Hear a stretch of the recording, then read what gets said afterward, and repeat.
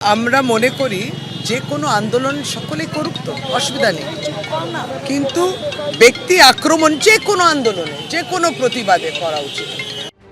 আরজিকর কাণ্ডের প্রতিবাদে পথে নামা শিল্পীদের একাংশকে বয়কটের ডাক ঘিরে তৃণমূলের অন্দরে ইতিমধ্যেই বিভাজন স্পষ্ট হয়ে গেছে। ক্যান্সারে নেই আর ভয়, NCRI হবে এর জয়। আপনাদের ভরসা নেতাজি সুভাষচন্দ্র বোস ক্যান্সার হসপিটাল। বয়কটের ডাক দিয়েছেন কুণাল ঘোষ।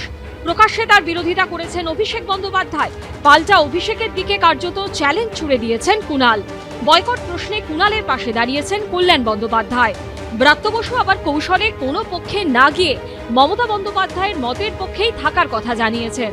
এবার এই ইস্যুতে কার্যত মধ্যপন্থা নিলেন শিল্পমন্ত্রী শশী পাজাও।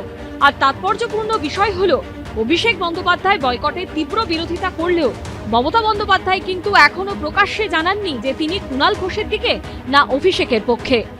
আমরা সবার স্বাধীনতায় বিশ্বাস করি। আমি তো বলেছিলাম যে 14ই আগস্ট যারা রাত্রিবেলায় ঐক্যবদ্ধ হয়েছিলেন, রাত দখলের ডাক দিয়েছিলেন, কেউ সমর্থন করুক আর না করুক, আমি তাদের সাধুবাদ জানিয়েছিলাম। আর আমি আজও একই কথা বলছি, কারোর ভালো লাগতে পারে, কারোর খারাপ লাগতে পারে। যেহেতু অভিষেক বন্দ্যোপাধ্যায় এই গোটা ফেজটায় আরজিকরের সময়টায়, যেহেতু সেই সময়টা তিনি বাইরে ছিলেন এবং গোটা বিষয়টার মধ্যে ছিলেন না, যে কুৎসা চক্রান্ত ঝামেলা যারা আমরা সামলেছি, আমাদের জিজ্ঞাসা করলে আমরা বলে দেবো এই ডিফারেন্সটা কি। এই আবহেই কুণাল ঘোষের বয়কটের ডাকের সমালোচনায় একে একে সরব হচ্ছেন শিল্পীরা। যারাই সরকারের বিরুদ্ধে প্রতিবাদ করবেন, সরকারের অন্যায়ের বিরুদ্ধে প্রতিবাদ করবেন, তাদের না ডাকাটা হচ্ছে একেবারে চূড়ান্ত ফ্যাসিস্ট ভাবনা, আর কিচ্ছু না। আর অপপ্রচার বলছেন, আমাদের চিফ জাস্টিস তিনি অপপ্রচার করছেন, বলছেন আপনারা কিচ্ছু করেননি, আমি সিবিআইকে দিতে বাধ্য হব, বলছেন যেটা আমার বুকে লাগছে এই পুরো ঘটনাটা। তিনি অপপ্রচার করেছেন। তো ক্ষমতা থাকলে এদেরকে বয়কট করে দেখান না।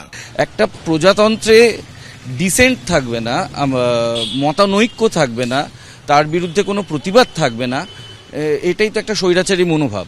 এবং যতবার কুণালবাবু এই বিষয়টায় মুখ খুলছেন, তিনি প্রমাণ করে দিচ্ছেন তিনি ক্রমশ একটি স্বৈরাচারী দলের মুখপত্র হয়ে কাজ করছেন।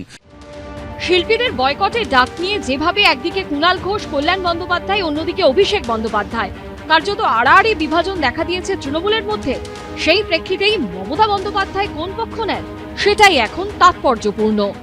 অরিত্রিক ভট্টাচার্য ও সুদীপ্ত আচার্যর রিপোর্ট, এবিপি আনন্দ, কলকাতা।